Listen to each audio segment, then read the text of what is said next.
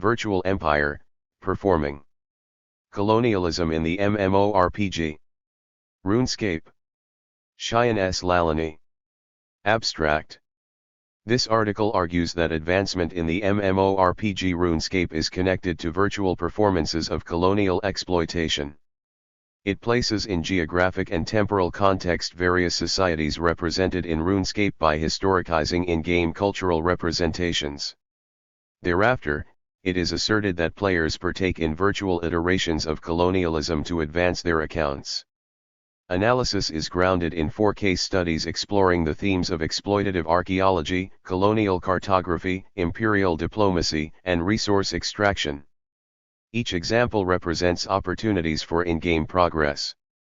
In connecting the virtual advancement of user accounts to performances of colonialism, it is argued that RuneScape reproduces historic colonial projects in which European powers commodified other societies to advance their own economic and cultural agendas. Through this analysis, the article seeks to develop a guiding framework for the study of MMORPGs as replicating Eurocentric colonial encounters. Medieval Fantasy World of G. Linear. One released in 2001, it boasts multiple Guinness World Records for its popularity. 250 million accounts were created as of 2017. 2 RuneScape revolves around a player protagonist training skills, completing quests, defeating various creatures, and earning currency to upgrade gear. For its popularity over 2 decades, RuneScape has been given surprisingly little attention in the cultural studies.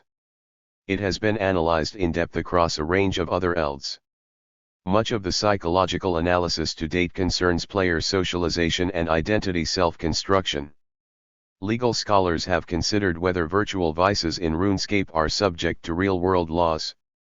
For instance, Wolswijk examined a Dutch Supreme Court case in which defendants were charged for in-game theft, though the victim was threatened in person, while Grip THS and King asked if the legal definition of gambling could be extended to RuneScape's chance-based mini-games. Economic analysis has been especially fruitful, given the resemblance of certain aspects of RuneScape's economy to an actual one. De Sosa and Monroe argued that in-game trading is a useful means to test economic theories. Guo advanced a consumer psychology analysis in examining the motivations behind players' virtual purchases. Despite useful analysis from psychological, legal, and economic perspectives, adequate treatment of RuneScape from a cultural studies perspective is lacking. As a video game that incorporates historical elements into its conception of fantasy, analyzing the cultural representations in RuneScape reveals how players are asked to conceive of society's past. In recent years, scholars have emphasized the socio-cultural aspects of video games, for instance, representations of race and ethnicity, gender and sexuality, and religion. While colonialism has received extensive analysis in game studies, MMORPGs have seen little of that attention. Most significant for this study, communications scholar Ria Antonia Vichot conceived of the MMORPG Final Fantasy XIV as a virtual contact zone, drawing on Pratt's framework of contact zones as spaces for imperial encounters in which historically and geographically separated groups confront one another, enacting reciprocal but often unequal relations foreground in racial inequality. A growing body of literature exists on the racial stereotypes encoded in MMORPGs, most convincingly in connection to World of Warcraft. However, most of the existing scholarship takes as its point of departure mythical NPCs such as trolls, elves, and orcs, examining how real-world ideas of race and ethnicity are represented through those beings in a fantasy realm. Lacking are studies of MMORPGs that deal with temporalized racial representations in human GURPS. This article's focus on human actors responds to a bias in the existing literature. Though RuneScape is set in a fantasy realm with many of the same mythical creatures that World of Warcraft contains, unlike World of Warcraft, many of RuneScape's in-game spaces are modeled on historic societies. These areas contain human NPCs who perform and at times subvert racial stereotypes. They are participants in the player's in-game progress, a journey of expansion, conquest, and resource extraction that bears similarities to European imperialism. That RuneScape contains some historical inaccuracies is irrelevant because even channelized cultural representations convey how players are encouraged to perceive of the connection between their characters and virtual cultural others. In other words, video games that entail empire building can become spaces to construct alternate histories. This article argues that RuneScape players participate in imperial advents, aspects of which resemble historical European colonialism to advance in-game progress.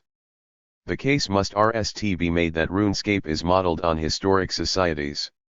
Therefore, this article begins by placing in geographic and temporal context various places in RuneScape by historicizing in-game cultural representations.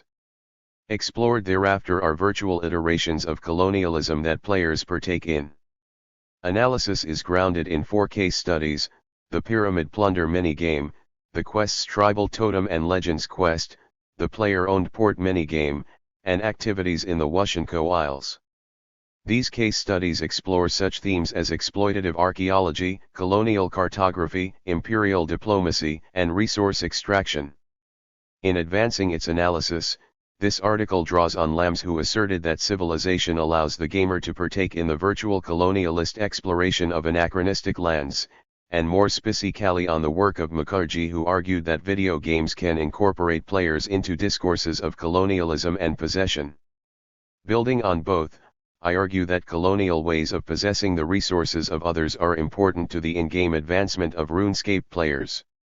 In connecting the virtual advancement of user accounts to performances of colonialism, it is asserted that RuneScape reproduces empire projects in which European powers commodity other societies to serve their own economic and cultural agendas. Ultimately, this article seeks to develop a guiding framework for the study of MMORPGs as replicating Eurocentric colonial encounters. Studying RuneScape as a historically inspired fantasy MMORPG reveals how developers ask players to understand empire, as well as relationships between different cultures more broadly. At the same time, the MMORPG genre implores participants to perform an identity other than the one they possess outside of the game, be it a slayer of mythical creatures, a diplomat in foreign lands, or a famed explorer, while sharing their conceptions of the in-game world with their fellow players. For those reasons, RuneScape has the potential to change how its audience understands historical colonialism. As a subject of scholarly analysis, the game is rife with opportunities to study how players negotiate discursive representations of empire, and how dialogue with others they meet in-game informs their own understandings of cultural encounters. Methodology. Much of the analysis in this article relies on observations through my own exploration of the in-game world. Regions discussed were chosen because they resembled historical places, as opposed to mythological realms. While it is true that every space in G-Linear contains aspects of fantasy, for that is RuneScape's genre, some locales are too tedious to draw a connection to the real world. Excluded, for instance, is the city of Prifdinaz, made of crystal and inhabited by elves, as well as the dwarven city Kuldagrim. These areas and its mythical, often humanoid inhabitants doubtlessly embody ethnic stereotypes that warrant study in their own right. However, this article focuses on in-game regions inhabited by humans to advance the connection between G-Linear and real-world spaces across Tempe Erliti. Furthermore, the choice was made to emphasize RuneScape's human actors and the societies in which they reside because they, rather than any of the non-human characters, most potently perform coloniality. Discussion on the Washenko Isles is the exception because the mythical creatures and material culture represented on those islands support the study's understanding of Orientalism. Articles from RuneScape Wiki, the Game Softshell Encyclopedia, are also used to advance the argument. The website was consulted to retrieve transcripts from in-game quests. It was used most prominently in the NAL section on the Washenko Isles to draw connections between that in-game locality and spaces that exist in reality. The observations in question were independently variable, and my own analysis showed them to be accurate. However, references to RuneScape Wiki were included to denote ideas that were not originally mine, but those of RuneScape community members who are owed credit for them. Ultimately, Runescape Wiki is a paratext maintained not by Jagex but by players, albeit in ways strictly moderated by designated editors for quality control. While this may call into question its reliability for some, the very fact that Runescape Wiki is player-driven makes it a valuable resource for understanding community perceptions of cultural representations deployed in-game. Locating G-Linear in time and space. As a virtual fantasy realm, G-Linear is inherently difficult to pin down temporally and spatially. After completing the tutorial, players begin the game in Lumbridge. The town is almost certainly meant to represent Great Britain.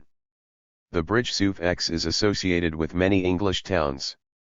Lumbridge Castle, the town's most noteworthy feature, has architecture evocative of medieval Britain. Upon further exploration of the 40 Catayan 1 and DS Duke Horacio and Castle Guardsman, while the Herald of Lumbridge is outside it. Duke and Herald were titles used prominently in medieval Britain, further evidence of the setting. These themes are present in other locales. The castle in Verrach, a city just north of Lumbridge, shares many architectural similarities with Lumbridge Castle, including the whitewashed stone walls, tower structure, battlements, and decorative heraldic shields.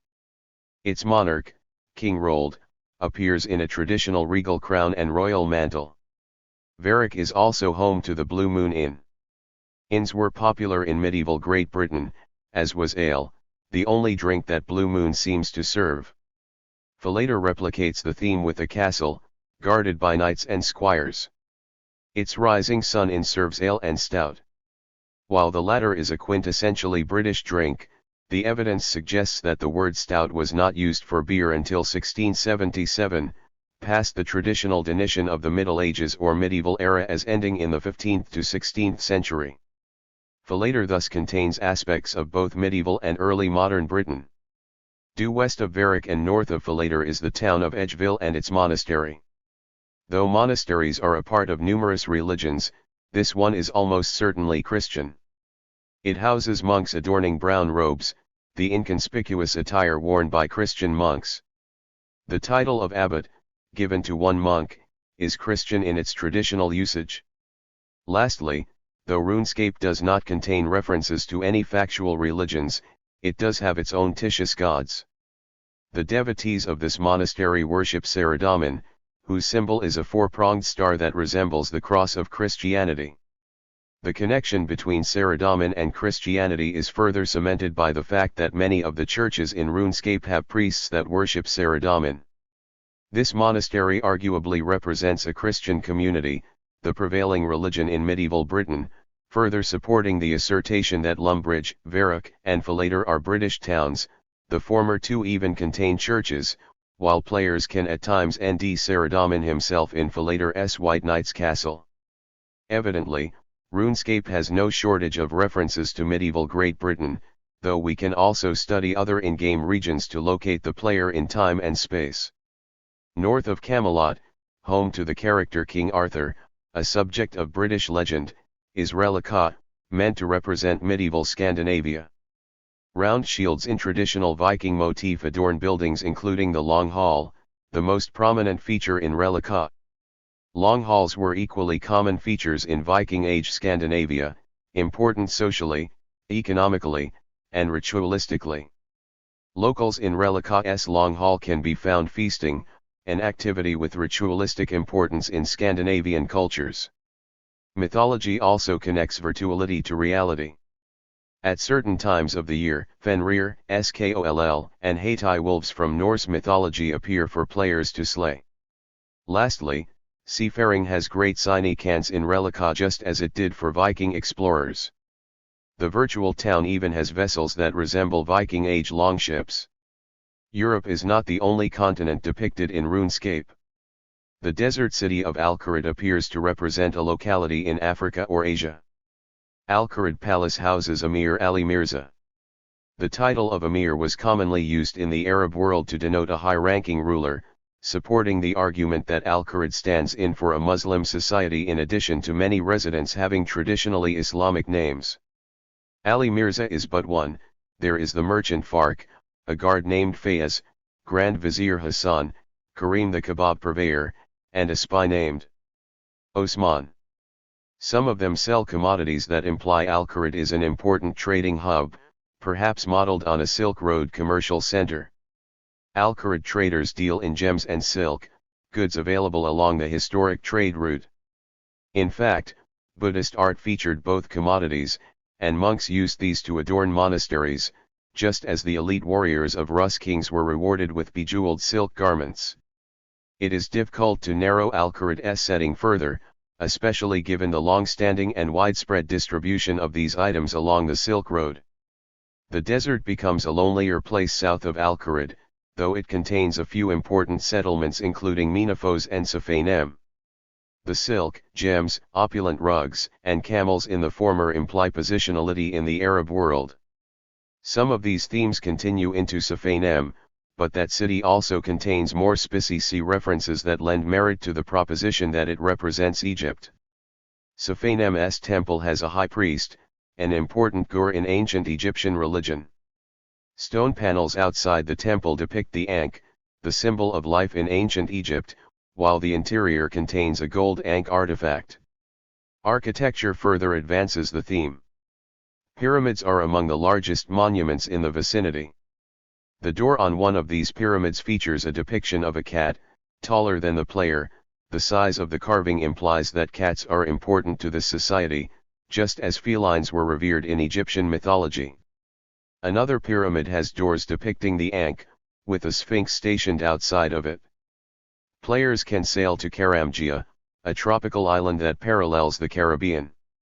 Rum, a commodity inseparable from the colonial history of the Caribbean region, is distilled and sold in Karamgia. Across the bar is a banana plantation, an institution that was integral to Caribbean colonial economies by the 16th century. However, rum and banana production alone are not enough evidence to argue that Karamgia represents the Caribbean and not, for instance, South America. Bananas had a global history spanning 6,900 years before arriving in the New World, while some historians have argued that Brazil produced rum before the beverage was ever distilled on Caribbean islands. Further evidence for the Caribbean parallel is found in Brimhaven, a Karamjan settlement for pirates and thieves. The inhabitants appear to be based on European buccaneers who plundered the Caribbean region in the 16th and 17th century. Many of these former mercenaries for European colonial powers established convenient bases along the Caribbean coast to support their piracy operations. Similarly, Brimhaven is a coastal town in which many inhabitants bear similarity to popular cultural depictions of pirates, for instance, individuals wearing bandanas or tricorn hats resembling the headwear of Channel Pirates of the Caribbean character Captain Jack Sparrow. Others have hook hands or don a parrot on their shoulder. Furthering their connection to European buccaneers, Brimhaven's pirates and thieves are Caucasian. On the other hand, the local tribesman Kangamau, found at a Brimhaven restaurant, is represented as black. Thus, Runescape is set in a world that borrows aspects from diverse historical eras and spaces, resulting in a temporally confusing collision of cultures. This ending is in line with Lamb's analysis of colonial exploration in Civilization. Virtual colonialism. Having attempted to locate various in-game spaces in time and place, I now draw parallels between some activities in Runescape and the expansion of European empires, arguing that players participate in virtual iterations of colonialism for in-game advancement. Exploitative archaeology in Pyramid Plunder. The Pyramid Plunder minigame is located in Safamen. Therein, players raid tombs for thieving experience points, leaving with artifacts redeemable for further rewards. Rarely found are the Pharaoh's scepter and pieces of the Black Ibis Outi, references to religion in ancient Egypt.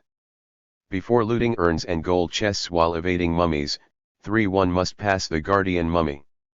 The mummy sighs out of annoyance when the player interacts with him, not another one, another archaeologist.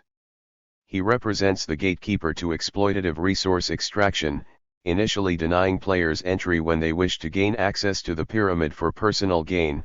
I am not going to let you plunder my master's tomb, you know.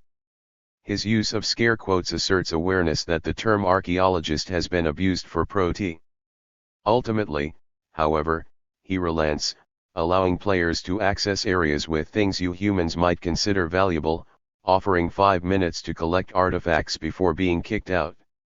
Just as Mukherjee demonstrates how video games incorporate players into colonial discourses of possession, through pyramid plunder, the player participates in a virtual iteration of exploitative archaeology, the plundering of a country's cultural resources by outsiders. Scholars have critiqued similar practices in the field of archaeology, taking issue with colonial powers claiming artifacts from colonized nations, in hopes of conceptualizing a post-colonial archaeology. Colonial contact in the tribal totem quest.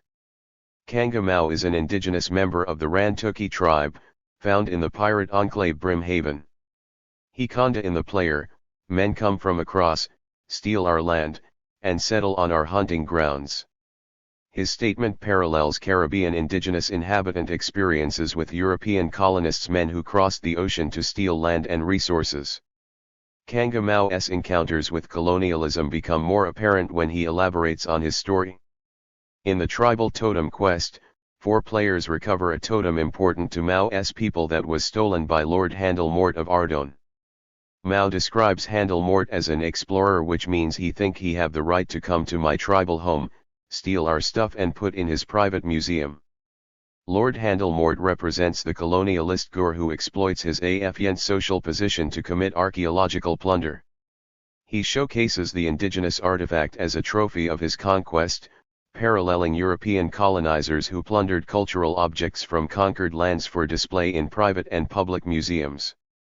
The narrative incorporates an attempt to undermine colonial hegemony by lending a voice of protest to the subaltern actor. In turning to the player for help, however, Kanga Mao is represented as an agent without agency. The narrative instead echoes Eurocentric accounts that portrayed Caribbean locals as needing European assistance, narratives that colonizers used to justify expansionist projects as salvation for supposedly uncivilized communities. 5. Colonial cartography and diplomacy in the Legends Quest. In Legends Quest, players prove themselves worthy of entering the elite Legends Guild. The quest involves mapping Karamgia's remote Hazari jungle and procuring a gift from its indigenous inhabitants for display in the guild.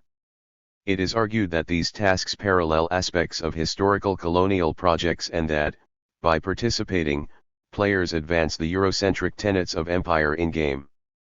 Representations of Karamgia's indigenous inhabitants in Legends Quest re-ECT colonial understandings of the civilized/uncivilized binary.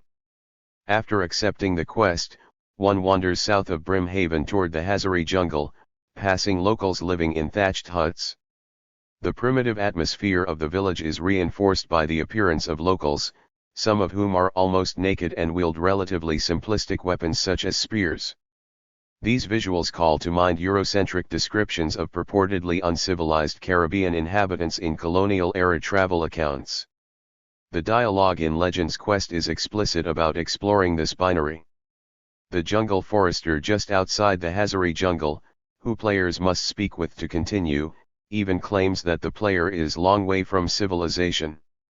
As players gain distance from Brimhaven, a relatively developed society representative of European modernity with its bar, restaurant, and stores, they are confronted with increasingly anachronistic spaces and inhabitants.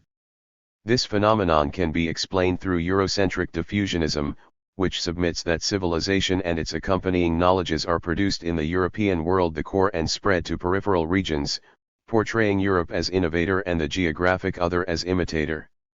This is the relationship between Brimhaven and the jungle surrounding it. Legends Quest arguably portrays colonial exploration in a positive light. The player becomes the cartographer mapping an uncharted tropical jungle. The process of constructing maps of lands perceived as exotic has imperial connotations.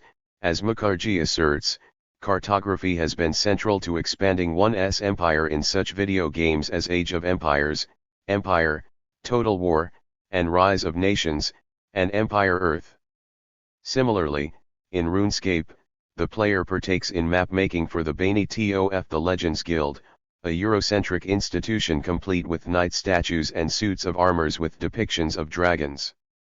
One also embodies the colonial diplomat, helping indigenous inhabitants in a way that appears to justify conquest through soft power as mutually beneficial for colonizer and colonized. Players even proclaim their supposedly diplomatic intentions as soon as they map and enter the Hazari jungle, telling a local named Gujuo, "I want to develop friendly relations with your people." After helping his tribe replace their lost totem, Gujuo offers the player a gilded totem as a token of the tribe's appreciation, which is given to Guildmaster Radimus Urkel to gain entry into the Legends Guild. The gilded symbolizes the player's diplomatic conquest of a colonial other. Urkel is impressed by the artifact, displaying it prominently so that many other great adventurers can admire your bravery, his actions not dissimilar from those of 17th century European elites who displayed plundered colonial artifacts as trophies of conquest.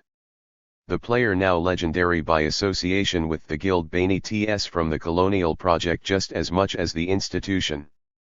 Legends quest is required to access certain future quests, including the World Wakes, which impacted lore so significantly that a GGX moderator described it as the most important to date.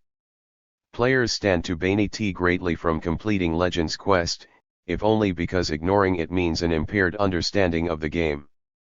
Virtual resource extraction in the Washenko Isles. In December 2012, GGX introduced the player-owned ports minigame, wherein one acquires a port from which they launch voyages to the eastern lands, also known as the Washenko Isles.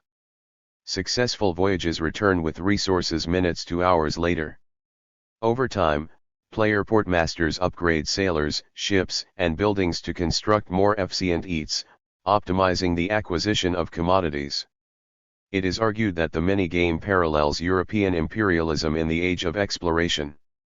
The of-chale description of the targeted lands as Eastern, as well as describing the bizarre and beautiful wonders, immediately casts the area and its inhabitants as cultural others.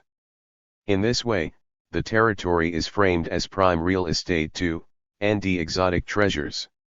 It is difficult to geographically place the Washenko Isles. Some of its lands are shaped like parts of Hawaii, while others bear similarity in shape to New Zealand. If the isles are taken to reference those islands, histories of European expansion and trade into the PCC support that assertion. 6. However, analyzing other characteristics of the Washenko Isles leads to more ambiguous conclusions. For instance, isle rulers are titled Khan. Khans have an extensive history in the post-classical and early modern eras, especially in regions of Asia and Africa. Khans did not, however, have a notable history in New Zealand or Hawaii, nor in the other PCC islands. Further adding to the ambiguity, some localities in the Washenko Isles have names that correspond to a range of different languages. Hyoji is Korean. Gashima, Ashihama, and Hanto, 3 other islands, appear to be Japanese. Thalassia, on the other hand, is a Greek word. Arguably, then, the Washenko Isles represent a homogenization of culturally diverse regions, largely produced in-game through an orientalizing process, rather than a historically accurate depiction of any PCC region. Mukherjee arrived at similar conclusions regarding the inaccurate portrayal of orientalized cultures in other video games. The commodities gathered in POP further the aura of cultural exoticism and advance colonial motifs. The RST resource encountered is bamboo. Though its cultivation has spanned the Asia-PCC region, the plant is most strongly associated with China for its historical importance therein. Jade, another POP commodity, has a history as a highly sought-after resource. China was especially interested in Burmese jade in the 15th century, while British colonizers attempted to take over the lucrative trade in the late 19th century. The highest commonly obtainable POP resource is azure, probably a reference to the gemstone lapis lazuli, which has been traded in Asia for millennia.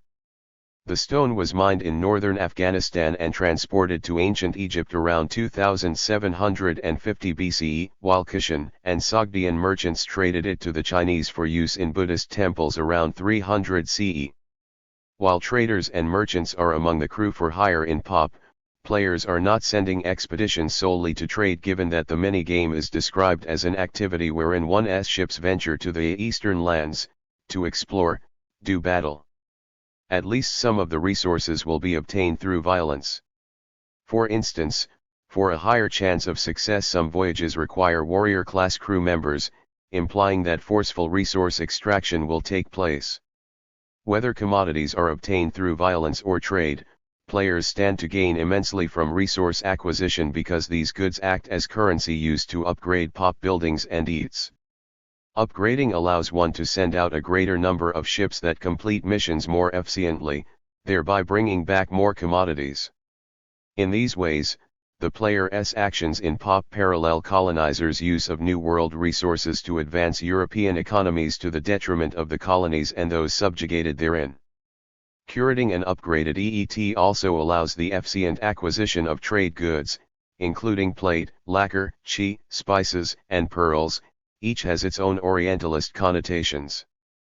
Plate is smithied into tetsu armor, which resembles the equipment of a samurai medieval Japanese warriors. Chi is used to craft the kiba and makage, magical seizing or weapons. Both words are rooted in the Japanese language fang and spiral shell, respectively. 7. In reality, Qi is the vital energy for living things, key to the Chinese philosophical understanding of life. Lacquer, used in-game to craft Death Lotus equipment, was historically used in pottery and furniture in Japan and China. Japanese lacquerers were at their most active between the 17th and early 20th centuries. Pearls, used in pop to make jewelry, were valuable Silk Road products that conveyed status. Traders from the Roman Empire looked to India for high-quality pearls, while Emperor Wudi of ancient China sent missions to the shores of the Indian Ocean to procure them. Finally, spices were a key Silk Road commodity, especially desirable in medieval Europe where they were valued for the status their consumption conferred, as well as for their usage in humoral medicine. Thus, each of these player-owned ports trade goods evoke cultural exoticism vis-avis Orientalism. Just as painting exploited societies as culturally other was important to justifying historical colonial conquests, RuneScape's orientalization of the eastern lands through geographic indicators and commodities constructs the region as a readily exploitable space for players to advance in-game progress. The benefits of player-owned ports advancement are not limited to the con-ness of the minigame. Tetsu, Death Lotus, and Seizing rank among the top equipment classes. Those using trade goods to produce this equipment can sell it to other players to advance economically. Even crafting these items yields considerable amounts of XP for minimal effort, allowing faster leveling up and further incentivizing participation in the minigame. Thus, PoP parallels European imperialist resource extraction. Players represent the colonial administrator sending ships to lands depicted as foreign. Ships return with commodities that contribute to the player's personal advancement, just as European powers used New World commodities to fuel their own economic advancement. Jagex expanded access to the Washenko Isles in 2016, no longer limited to exploring vicariously through EATS, players could now themselves travel to the Ark region of the Isles. While much of the player's previous understanding of the region came from information provided by PoP crew members, experiencing it firsthand allows users to visually perceive the spaces that PoP describes in mostly textual ways. Exploring the Ark reveals islands laden with Orientalist cultural representations. In the main island of Waiko, players encounter a market with a backdrop of palm trees, bamboo, and huts, immediately painting the space as tropical. In the vicinity are two statues described as moa. Historically, the Polynesian Rapa Nui people carved moa statues on Easter Island between 1250 and 1500 for ritualistic purposes. However, Polynesia is not the only region referenced. Nearby is a house belonging to the Khan of Waiko. Traditionally, Khans were rulers in the Mongol and Mughal empires. Far from simply evoking any one society, Waiko incorporates tokenistic themes from Asian cultures across time and space to present a homogenized representation of the Far East. The island of Amanishi is similarly made up of elements from various Asian cultures. The most notable feature is the Temple of Amanishi, where creatures are slain for rewards. Therein reside the humanoid monsters Sotapanna and Sakadagami, alongside the dragons Anagami and Arhat. These terms refer to the 4 stages of awakening in Buddhism, suggesting that the temple of Amanishi is based on a Buddhist temple. The cultural orientations of the temple are harder to pinpoint. For instance, Anagami and Arhat could be based on dragons from either Chinese or Japanese mythology. On the other hand, Sotapanna warriors wield katanas, Japanese weapons, offering a more definitive cultural referent. The main boss, Seiryu the Azure Serpent, asserts ties to multiple cultures. While the Azure Dragon is important to Chinese mythology, the name Seiryu is the Japanese word for this creature. On the other hand, the mini-boss Aoiatu is a gur in Polynesian mythology. This multitude of cultural referents suggests that the arc is exoticized via Orientalism, setting it up as a land of colonial others for exploitation by the player. Aside from exploring main islands, players can also sail to uncharted isles. These are isolated spaces with randomly generated commodities. Much like their inhabited counterparts, uncharted isles are orientalized through the inclusion of moa statues, extractable bamboo, and taijatu, a valuable in-game currency that resembles the yin-yang symbol of Chinese Taoist philosophy.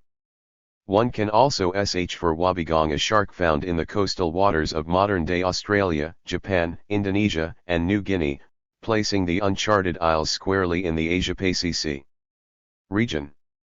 Tropicality is another theme. Advanced vis-avis palm trees, sandy beaches, azure oceans, and volcanoes. Orientalism and tropicality work in tandem to paint the uncharted isles as a foreign picturesque ripe for lucrative resource extraction, depicted in ways not unlike descriptions of the Americas by colonial-era European explorers. The treatment of arc currencies advances imperialist exploration cyclically. Resources harvested on the uncharted isles are sold to Waiko merchants for chimes. That currency can be spent on another supplies which players pay to Quartermaster Gully to journey to a randomly generated uncharted isle with more resources. The commodity currency exchange perpetuates a cycle in which resource extraction funds further exploitation of unexplored islands, paralleling imperialist exploration wherein European sailors sought new lands and used the monetary gains of empire to expand further. Further alluding to empire, players who end an island with a favorable distribution of harvestable commodities can plant AAG to claim it, unlocking the ability to return to the same locality once daily. Given that European nation-states routinely claimed supposedly undiscovered lands as their own in the age of exploration, the player's ability to claim an island parallels historical instances of Euro-colonial expansion. Some types of resource extraction allude to imperialism in especially potent ways. While uncharted isles most commonly generate object resources, they sometimes. Figure 4. An uncharted isle, complete with resources ready for extraction. Screenshot by the author. Runescape is a copyright of Jagex Ltd. 552 Games and Culture 18. Generate people. Guru and warriors are but one example. Dressed in attire that resembles traditional Japanese samurai equipment, they wield a katana in one hand and wakizashi in the other. Both weapons were historically used by samurais. Players can slay these warriors for more resources. This example, perhaps more than any of the others, evokes imperialism because people from faraway lands are treated as resources. They are generated and harvested as easily as sharks or bamboo, useful only for the monetarily valuable items they may yield when killed. Their lives are disposable, just as assigning lower value to colonial subjects was a common theme in the expansion of European empires. Colonial officials viewed the lives of indigenous inhabitants and African slaves as similarly expendable as little more than a means to generate pro-T for the metropole. Expanded access to the arc enabled more intimate encounters between the self and the subjects of empire. Players stand to benefit immensely from this more personal form of exploitation. Generous XP rates are the main benefit of collecting uncharted isles resources. One can train mining, woodcutting, fishing, farming, divination, and cooking, and uncharted isles yield some of the best available XP rates for these skills, incentivizing participation in the exploration of those islands. Jagex even stated in their of Chale news release of the arc that one would nd really high-level skilling, in the eastern lands and you'll have to keep on exploring the uncharted isles for a chance to nd it, encouraging high-intensity exploration towards account progress. The player character thus exploits human and non-human commodities in the Washenko Isles, be it through player-owned ports or exploration of the Ark's uncharted isles. The goal is personal gain, both monetary and optimal XP rates, contributing to FC and account progress. In exploiting the Washenko Isles, one participates virtually in activities that closely resemble Age of Exploration imperialist projects. Conclusion. This article has explored parallels between select activities in RuneScape and historical colonialism. It has argued that RuneScape provides opportunities for the player to partake in exploitative archaeology, colonial cartography, imperial diplomacy, and resource extraction projects, prominent themes in the history of empire. I have asserted that participating in these activities significantly benefits the advancement of the player's account. Analysis of the evidence has sought to show how representations of historical colonial encounters are a basis of engagement in RuneScape. It has also attempted to develop a guiding framework for the further study of MMORPGs in relation to how players materialize within the game and engage with their surroundings along the axis of colonialism. In studying how historically based MMORPGs portray relationships between colonizers and the colonized, we stand to learn how representations of empire are circulated discursively through mass media avenues, as well as how game developers ask consumers to view the past. Given the game's role-playing and massively multiplayer genres, this framework can also be used in future research to illuminate how understandings of colonialism are circulated and transformed through the player's interactions with community members.